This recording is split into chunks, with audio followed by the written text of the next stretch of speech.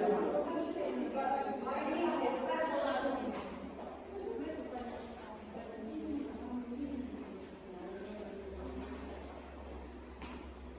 Bapak Ibu, Assalamualaikum warahmatullahi wabarakatuh.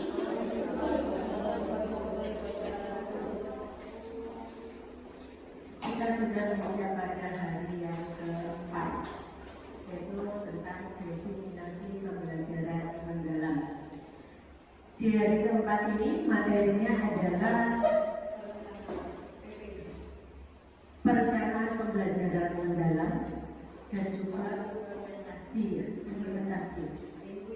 inquiry.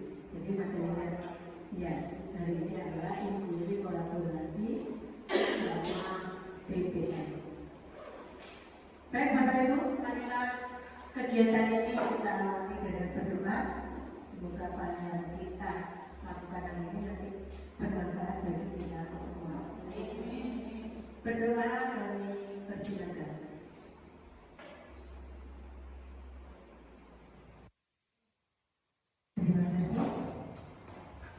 Saya lupa, ternyata setelah penyampaian materi dari Buai masih ada yaitu review PP.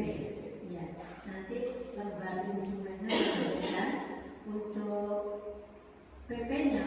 Jangan bisa lihat di komunitas itu ada 4. Jangan pilih salah satu saja. Jangan mereview satu PP saja. Ya, jadi masing-masing Bapak Ibu biar tahu. Oh, ini saya paham tentang materi yang sudah diperoleh selama 4 hari itu. Langsung saja saya berikan untuk pemberi materi hari ini yaitu Ibu Aisyah. Kepada Ibu Aisyah kami persilakan. Terima kasih Bu Sri atas waktunya. Saya mohon izin Bapak Ibu silakan. Bapak Ibu sudah lebih senior daripada saya, sudah lebih lama mengajar anak-anak, dan kebetulan kok ya kemarin saya yang dapat amanah, jadi kebetulan juga saya yang belajar lebih dulu, jadi saya izin untuk menyampaikan berbagi apa yang kebetulan kemarin sudah kami dapatkan. Kebetulan saya mendapatkan bagian PP. PP ini adalah perencanaan pembelajaran. Nah, tadi saya sempat dengar selentingan loh, kemarin Bu Hidayah bilangnya kok RPM atau rencana pembelajaran mendalam. Kebetulan yang kemarin pada saat saya mengikuti diklat, itu istilah yang digunakan itu adalah PP, yaitu perencanaan pembelajaran. Kalau ternyata pada saat prosesnya ternyata berubah menjadi RPM, berubah menjadi modul ajar, berubah menjadi RPP, itu semua hanyalah istilah. Begitu katanya fasil-fasil yang kemarin memberikan materi kepada kami, itu hanyalah berupa istilah. Tapi pada saat saya belajar kemarin, istilahnya adalah perencanaan pembelajaran. Karena kita menggunakan pendekatan pembelajaran mendalam, saya ingatkan lagi ya Bapak Ibu, PM atau pembelajaran mendalam itu bukan kurikulum, tapi adalah pendekatan. Kurikulum kita masih kurikulum nasional. Boleh next. Oke, kali ini kita akan membahas tentang perencanaan pembelajaran. Nah, di PP itu ada 4 komponen yang wajib atau fardu ain ada. Yang pertama adalah identifikasi. Nah, ini adalah yang inti ya Bapak Ibu ya. Kalau misalnya ada yang tanya loh, mana identitasnya, penulisnya, mana sekolahnya, mana lain sebagainya, itu nanti bisa dimasukkan di identifikasi, tapi bukan sesuatu hal yang krusial. Karena yang paling krusial di sini adalah mengidentifikasi kesiapan muridnya, memahami karakteristik mapel yang Bapak Ibu ampuh, dan juga menentukan DPL atau dimensi profil lulusan. Kita bedah dulu satu persatu. Next, kita akan bedah mulai yang pertama, yaitu identifikasi. Ada 3. Nah, bagaimana sih Bapak Ibu caranya mengidentifikasi murid? Biasanya di awal pembelajaran apa yang Bapak Ibu lakukan? Nah, asesmen diagnostik itu biasanya kan ada di awal. pembelajaran banget di awal di bulan-bulan Juli, bulan-bulan awal masuk. Nah, tapi bagaimana kita mengidentifikasi kesiapan murid di setiap pembelajaran? Next, Bapak Ibu sudah sering melakukan kebanyakan Bu ya. Nah, dengan cara pertanyaan pemantik. Biasanya Bapak Ibu di awal pembelajaran itu melakukan pertanyaan pemantik. Nah, jenengan berarti sampun melakukan identifikasi analisis pengetahuan awalnya. Siap nggak ya muridku? Biasanya kalau jenengan nanya misalnya bagaimana sih caranya bernafas gitu. Nah, kalau mereka bisa menjawab, oh dengan menghirup udara Bu, seperti itu. Loh, nah bilangan bulat itu yang seperti apa? Oh, kalau mereka bisa menjawab berarti mereka sudah siap di awal. Baru mereka bisa mengimplementasikan pengetahuan baru yang nanti jenengan akan sampaikan atau akan mereka dapatkan di hari itu. Nah, itu adalah dengan pertanyaan pemantik. Atau mungkin kalau jenengan punya waktu lebih bisa menggunakan pretest. Nah itu kan kekurangan kita biasanya, ada kekurangan waktu atau bagaimana.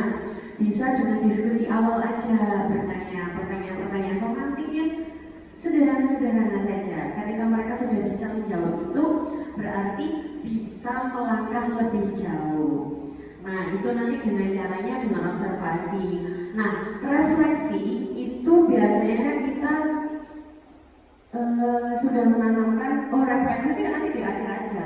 Bukan ya Bapak Ibu, refleksi itu tidak hanya ada di akhir pembelajaran, bisa juga di awal pembelajaran ketika ya tadi, oh anak-anak ini siap enggak ya? Nah itu kan merefleksikan diri. Jadi refleksi itu tidak hanya sekedar di akhir, oh anak-anak sudah mampu menyelesaikan materi ini, bukan ya. Jadi di awal itu juga bisa namanya refleksi awal. Nah, gaya belajar dan minat itu nanti menyesuaikan lagi. Yang paling penting diolah pikirnya nanti. Anak-anak bisa nggak ya kalau misalnya dikasih HOTS? Kalau misalnya langsung dikasih HOTS bisa, oh berarti Bapak Ibu juga sudah bisa untuk mengerjakan proyek-proyek ini.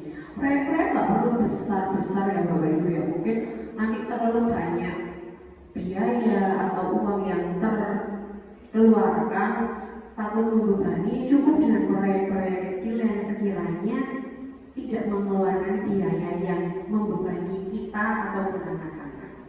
Yang terakhir adalah konteks sosial emosional. Ini yang perlu dirasakan, olah rasanya. Nah anak-anak ini kira-kira sosial emosionalnya sudah siap belum ya di sekolah? Sudah sadar nggak sih mereka itu ada di dalam kelas?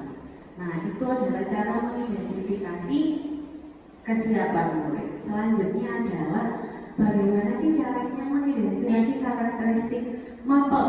Kebetulan kok saya matematika, jenengan juga mapelnya masing-masing, ada yang dari rumpun agama, ada yang bahasa, ada juga yang IPA, IPS yang punya karakteristik berbeda-beda. Nah, kalau misalnya kalau misalnya kita memaksakan ke 8 DPL di mapel kita, di boten saged. Kalau misalnya 8 DPL kan mulai dari keimanan, kreativitas, kemandirian, kewargaan dan lain sebagainya. Kalau kita mau memaksakan 8 DPL itu ya tidak bisa.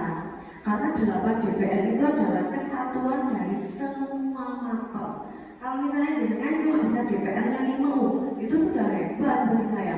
5 DPL jenengan sakit mencapai itu dalam satu pertemuan itu sudah sangat bagus.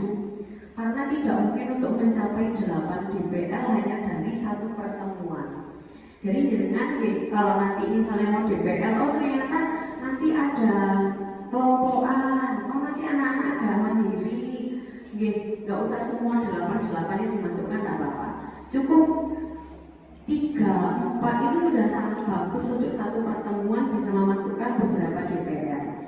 Nah, mengenali sifat dasar mapelnya jenengan masing-masing itu adalah, saya yakin jenengan sudah sangat kompeten di mapelnya masing-masing, sehingga nanti bisa menganalisis kompetensi atau pengetahuan yang bisa mendorong eksplorasi konsep. Yang paling penting itu adalah kita tujuan pembelajarannya jenengan itu bisa membuat anak-anak bereksplorasi. Nah, untuk mencapai, saya mau tanya Bapak Ibu, kalau prinsip pembelajaran itu apa mawon? Ada prinsip pembelajaran mendalam, ada apa saja? Ada berkesadaran, setelah berkesadaran ada bermakna, dan yang terakhir adalah menggembirakan. BBM itu di setiap pertemuan harus ada. Kalau yang pengalaman itu tidak harus ada. Misalnya kalau ternyata memahaminya butuh satu pertemuan utuh, itu hanya memahami gitu, apa-apa. Yang penting BBM-nya tadi ada. Nah, mengeksplorasi, misalnya mengeksplorasi konsep itu butuh satu pertemuan gitu, apa-apa, hanya memahami. Itu enggak apa-apa, karena yang wajib ada adalah BBM-nya, berkesadarannya, bermaknanya, dan juga menggembirakan. Oke, next. Setelah kita mengidentifikasi karakteristik mata pelajaran, kembali lagi menentukan ini.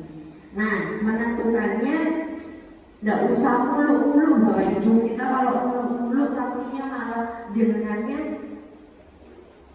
berlarian, nggak bisa, malah nggak bermakna di anak-anak. Jadi cukup dimensi profilnya nggak usah 8-8 ya. Aman. Next kita akan lanjut ke desain pembelajaran. Yang pertama adalah menentukan tujuan pembelajaran, selanjutnya kerangka. Nah, Bapak Ibu, TP bagaimana sih caranya menyusun TP? Bapak Ibu masih ingat ABCD? Masih ingat A adalah audiens. Audiens kita siapa Bapak Ibu? Anak-anak. Kebetulan karena di pembelajaran mendalam sekarang kita menggunakan istilah murid ya Bapak Ibu. A-nya tadi adalah audiens. Setelah itu B-nya apa Bapak Ibu masih ingat? Behavior atau apa yang nanti akan dilakukan. Selanjutnya C, condition. Dan yang selanjutnya D, degree. Degree nanti adalah ada berapa sih, misalnya kalau saya di matematika mau menentukan murid melalui pembelajaran berbasis masalah dapat menyelesaikan 3 masalah. Nah, degree-nya saya berarti 3. Kalau dia sudah mencapai 3 berarti ya sudah tuntas TP-nya. Tapi biasanya yang kita temui adalah dengan baik, dengan benar, seperti itu. Tapi kalau jenengan mau membuat ada patokannya, gimana nopo, itu semua jenengan yang tahu. Karena kalau misalnya harus, kok nggak ada angkanya 5, kok nggak ada angkanya 4, boten. Mungkin dengan baik dan dengan benar itu jenengan sudah punya rubriknya masing-masing. Jadi seperti itu menentukan TP. Next, Bu. Nah, kompetensinya apa dan kontennya nanti apa. Lanjut kita ke kerangka yang lebih krusial lagi. Ada berapa Bapak Ibu kerangka pembelajaran itu? Ada 4. Next, yang pertama kita akan bahas.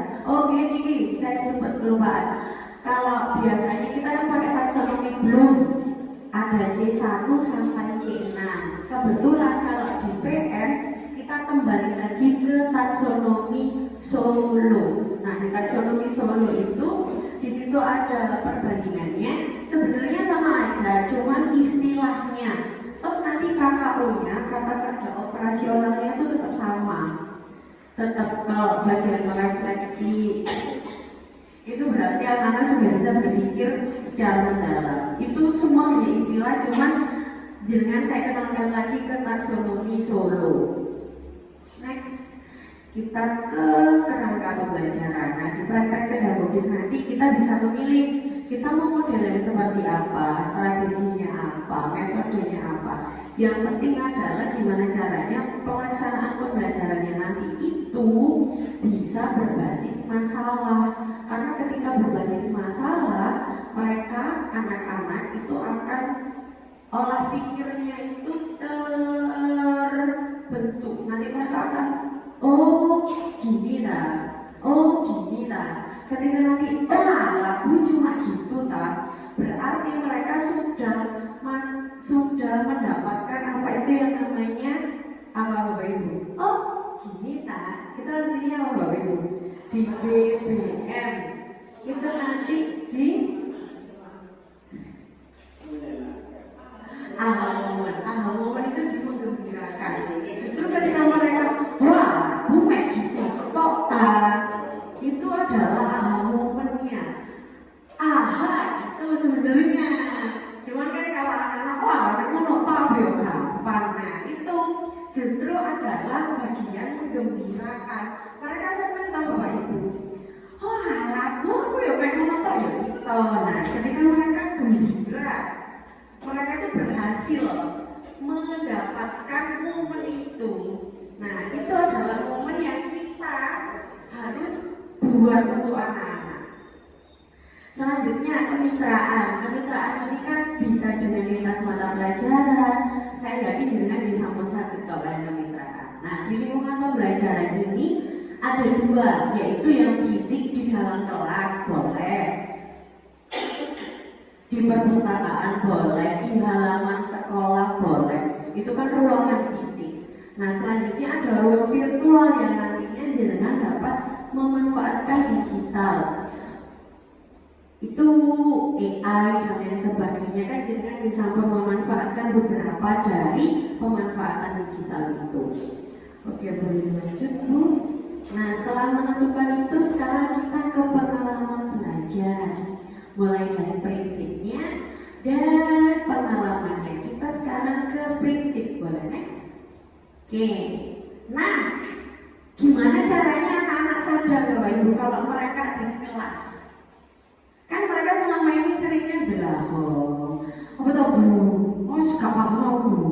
Nah, gimana sih caranya Bapak Ibu biar mereka sadar dulu sebelum ke bermakna, sebelum ke menggembirakan sih terlalu mulus. Gimana caranya anak-anak sadar? Oh, saya di kelas loh sekarang. Saya lagi duduk, saya lagi belajar. Biar sadar, itu gimana caranya? Sadar dulu sadar, oh aku duduk di sekolah ini aku niatnya mau belajar. Nah, caranya yang berkesadaran itu gimana caranya anak-anak fokus dulu. Nah, biasanya ada Bapak Ibu yang memberikan ice breaking. Ice breaking itu adalah salah satu wujud dari berkesadaran. Karena ketika nanti mereka sudah melakukan ice breaking, biasanya Bapak Ibu ada yang ice breakingnya dengan olahraga, ada yang sambil berdiri, ada yang sambil jalan-jalan. Nah itu akan memantik mereka biar konsentrasi, sudah perhatian. Oh, aku sekarang sudah di sekolah, oh aku sekarang sudah siap buat belajar. Itu nanti mancing mereka biar fokus dulu. Nah, kalau mereka sudah fokus, sudah konsentrasi, sudah sadar saya ini di kelas, saya ini di sekolah, akhirnya kita sebagai aktivatornya Bapak Ibu, sebagai guru mengaktifkan.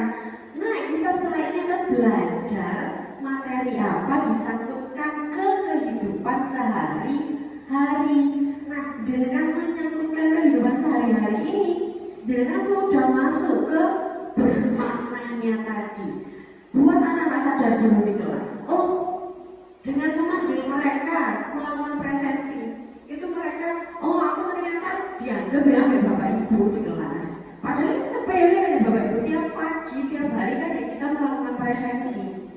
Lah mereka akhirnya sadar, oh di kelas, oh aku belajar ini, oh anak-anak dari kehidupan itu ternyata buat ini lah Bu. Wah, pengen motor gampang Bu.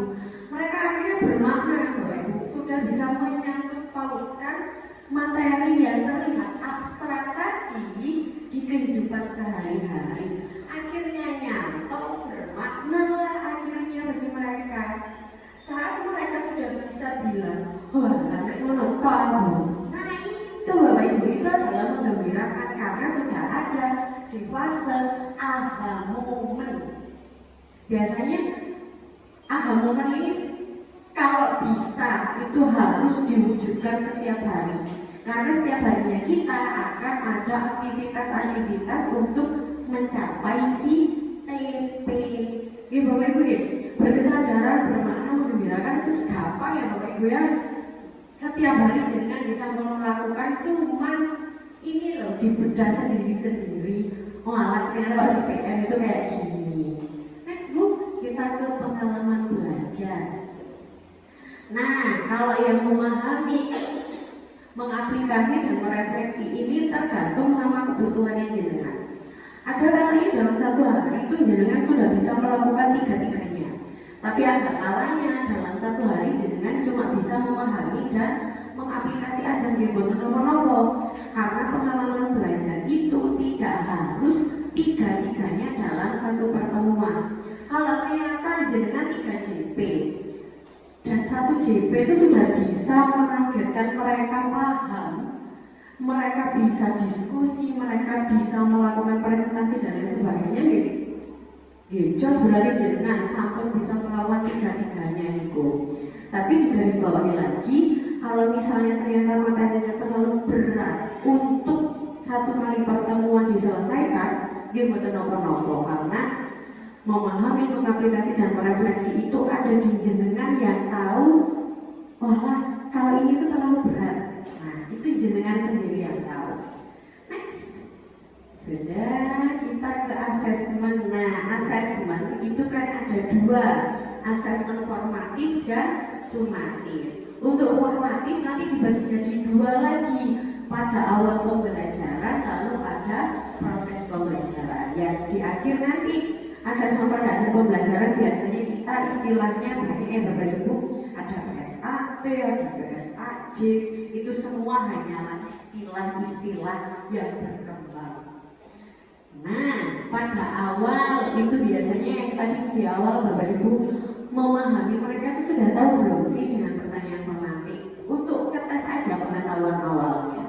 Kalau asesmen proses itu biasanya jenengan memberikan tes tulis, memberikan project, memberikan tugas itu juga termasuk asesmen proses.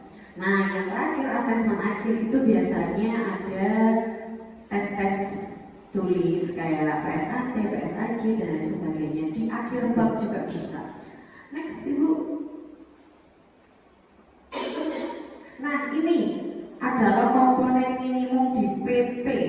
Identifikasi tadi mulai dari kesiapan belajar murid, jenengan mau memberikan pertanyaan tematik yang seperti apa. DPL-nya nggak usah semua Bapak Ibu, itu tuh terlalu mulu kalau 8-8-nya.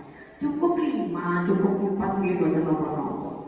Selanjutnya di desain ada TP, ada praktek pedagogis, itu nanti ke bawah adalah kerangka.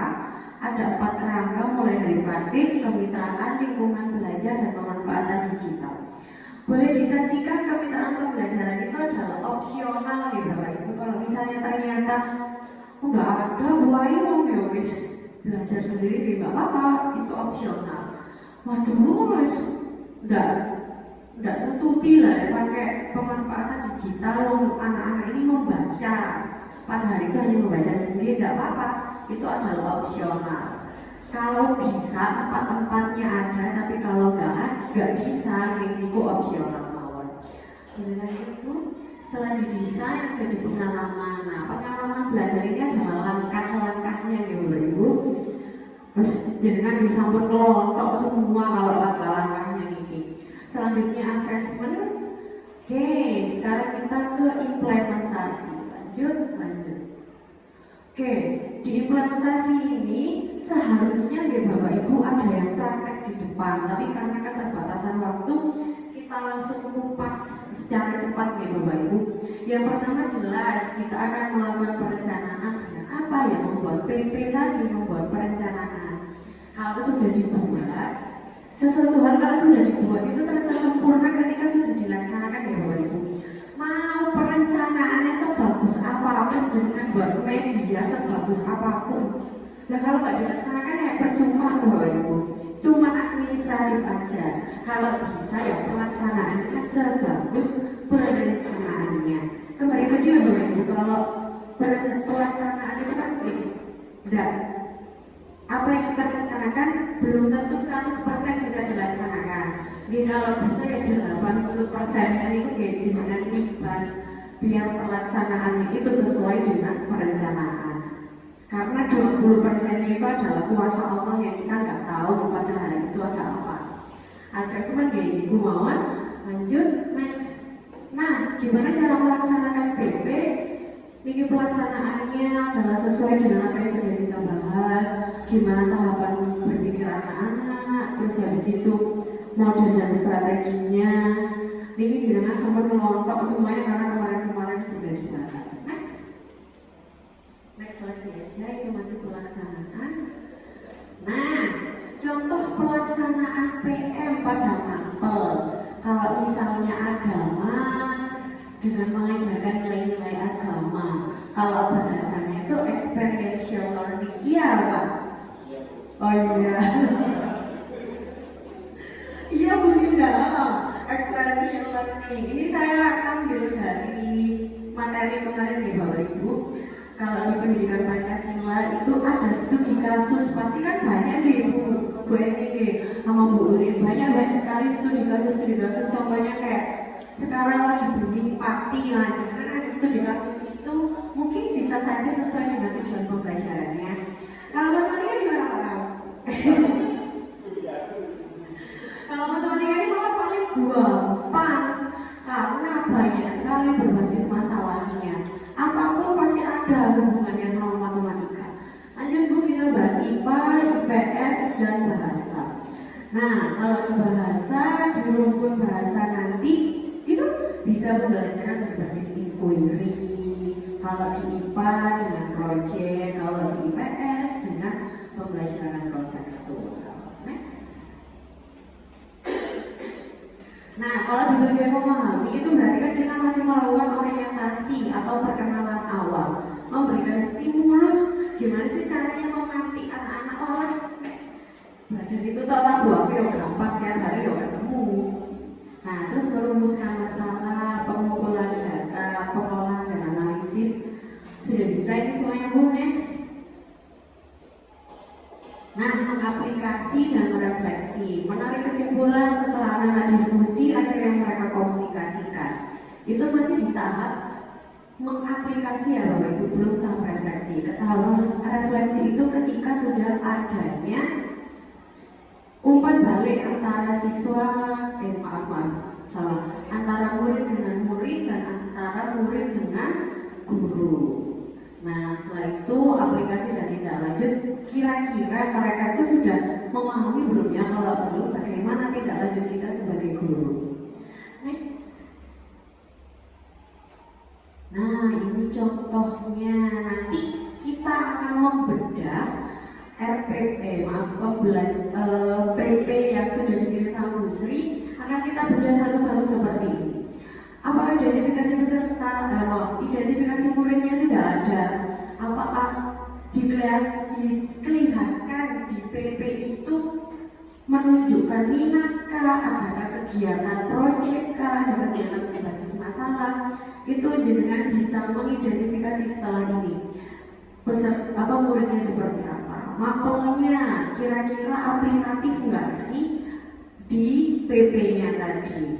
Ada nggak DPL-nya lah? DPL ini dicontohkan dia ada 4 yang bisa. Setelah itu CP-nya pasti ada ya Bapak. Kalau CP jangan nggak usah mikir. Tapi pembelajaran next. Nah, kita akan menelaah apakah tujuan pembelajarannya itu sudah mendorong murid untuk melakukan eksplorasi. Kira-kira kalau hanya 1 TP cuma memahami pentingnya keanekaragaman hayati, nah itu kan belum membuat dia mengeksplorasi konsep. Akhirnya TP-nya kan ada 3, ada mengidentifikasi dampaknya.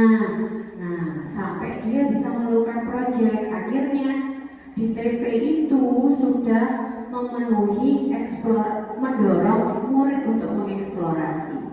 Di praktek pedagogisnya ternyata dia pakai pembelajaran berbasis proyek, diskusi kelompok, mitra pembelajarannya dengan komunitas-komunitas di lingkungan sekitar, pemanfaatan digital. Setelah ini kita akan review. Next. Ada nggak langkah-langkahnya? Di awal dia ada berkesadaran. Kira-kira Bapak Ibu yang berkesadaran itu yang mana? Dari 1 sampai 7. Yang mana kira-kira Bapak Ibu? Berkesadaran.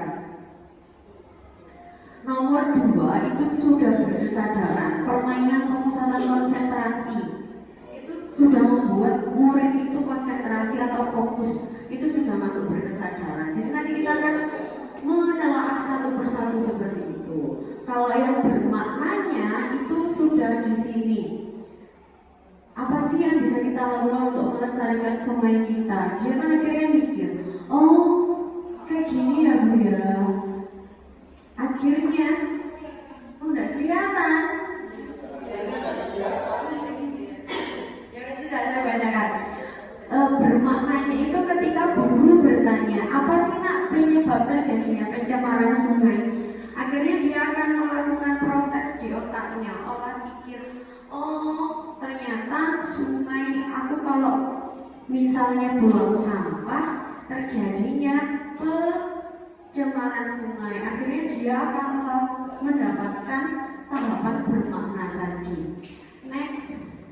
Nah, di inti itu ada bermakna dan menggembirakan. Bermaknanya kembali lagi dihubungkan dengan kehidupan sehari-hari. Kalau itu menggembirakannya kira-kira di mana Bapak Ibu tidak kelihatan ya? Kelihatan sama saya.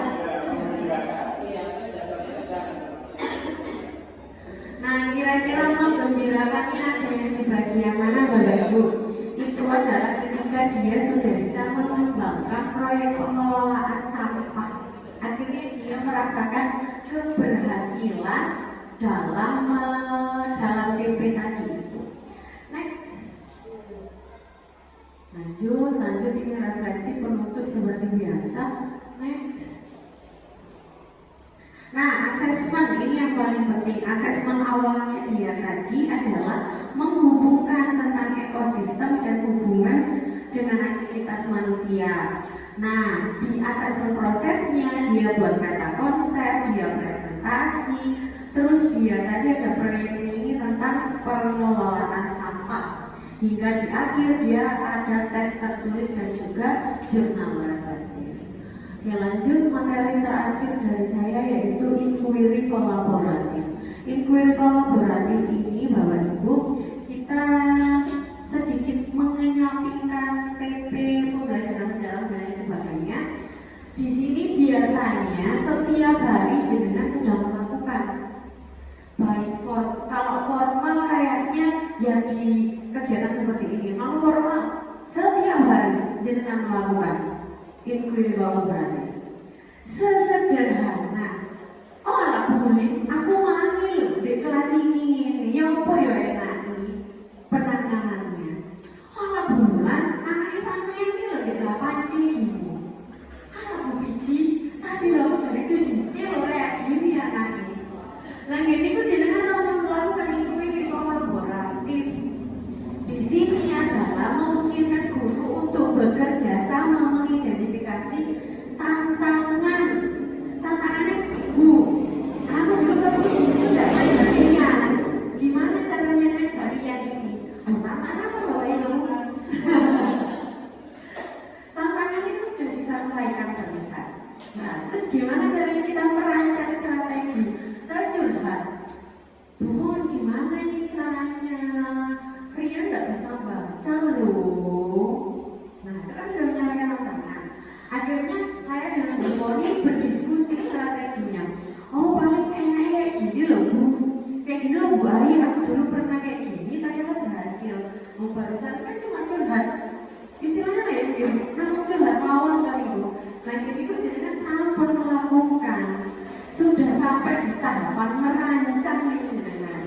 Tinggal gimana nanti pelaksanaannya Bu Fon, aku mau kemarin pelaksanaan. Oh ternyata Rian mau. Ternyata Riannya mau lah, kayak mau iso ternyata. Dengan sampai melakukan refleksi dari praktik pengajaran. Itu adalah inquiry kolaboratif. Paham ya Bapak Ibu inquiry kolaboratif apa? Ketika jenengan itu saling mencurhatkan tantangan di dalam pengajaran. Boten tantangan halal arisan kok gak model-model ya. Ini boten inquiry kolaboratif ini adalah tentang pembelajaran, curhatan pembelajaran. Oke Bapak Ibu, kalau misalnya, halah aku mau masak gosong, ini kok buatan inquiry kolaboratif. Inquiry kolaboratif itu adalah tantangan di pembelajaran. Next, tahapannya bagaimana? Gampang, akses, identifikasi. Halah, Rian kok bisa mencari, itu sudah identifikasi. Terus gimana caranya kita merancang strategi pembelajaran yang sesuai dengan Rian tadi? Akhirnya kita melakukan implementasi, dilaksanakan. Kalau sudah dilaksanakan, akhirnya kita bisa mengukur berhasil nggak sih rancangan kita tadi. Nah, itu adalah siklus dari inquiry kolaboratif. Kalau ternyata berhasil, di alhamdulillah. Kalau belum, berarti ya kita identifikasi lagi tantangannya apa, masalahnya apa. Next. Nah, prinsipnya itu harus berdasarkan data dan bukti. Boten nama omong-omongan mawon.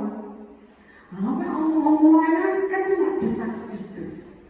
Kembali lagi, kita adalah guru yang harusnya menangkal segala macam hoax. Berarti kita harus tahu data dan buktinya seperti apa. Akhirnya nanti kita bisa saling curhat hingga kolaborasi. Nah, budaya profesional, terstruktur tapi fleksibel, fokus pembelajaran berkelanjutan di tempat kerja dan lain sebagainya. Ini adalah hal-hal yang sampun jenengan lakukan, cuma jenengan belum sadar. Nah, ini saya sadarkan, ini loh Bapak Ibu, jenengan sampun melakukan. Jadi sebenarnya pembelajaran mendalam ini tuh tidak semomok itu. Walaupun bagi saya ya momok karena saya masih ada tugas. Nah, sebenarnya itu hanya istilah-istilah yang mungkin kita belum kenal, belum dekat. Nah, ini saya dekatkan dengan prinsipnya, siklusnya. Selanjutnya, ini insya Allah sudah yang terakhir ya Ibu. Next. Nah, nilai-nilainya adalah jenengan pasti kalau misalnya curhat itu kan sampun percaya atau sama temannya jenengan, nah, itu sudah ada kepercayaan. Jenengan kalau curhat tentang anak-anak yang harus terbuka dan jujur, biar nanti strategi pembelajarannya bisa untuk memperbaiki keberlanjutan pembelajarannya jenengan. Dan jangan dilupakan ada kesetaraan sama keterlibatan semua pihak. Jangan merasa terlalu superior, jangan merasa terlalu inferior, karena kita harus setara dalam curhat. Seperti itu loh. Sudah selesai materi saya. Nah, 3 itu saya harus mulai belajar 3 hari, jadi kan kayaknya cuma 30 menit selesai. Sudah, itu saja dari saya. Insya Allah semoga implementasi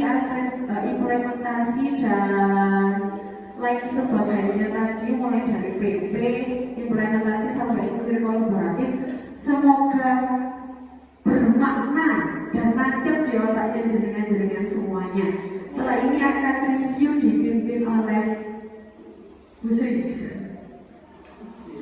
Terima kasih, saya kembalikan ke pembawa acara. Ya, assalamualaikum warahmatullahi wabarakatuh.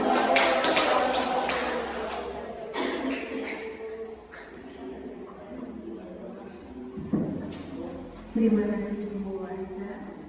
Bapak Ibu, sekarang kita langsung pada review PT. Ya. Jadi Bapak Ibu silakan pilih dari 4 PP yang saya share di grup komunitas. Silakan dipilih.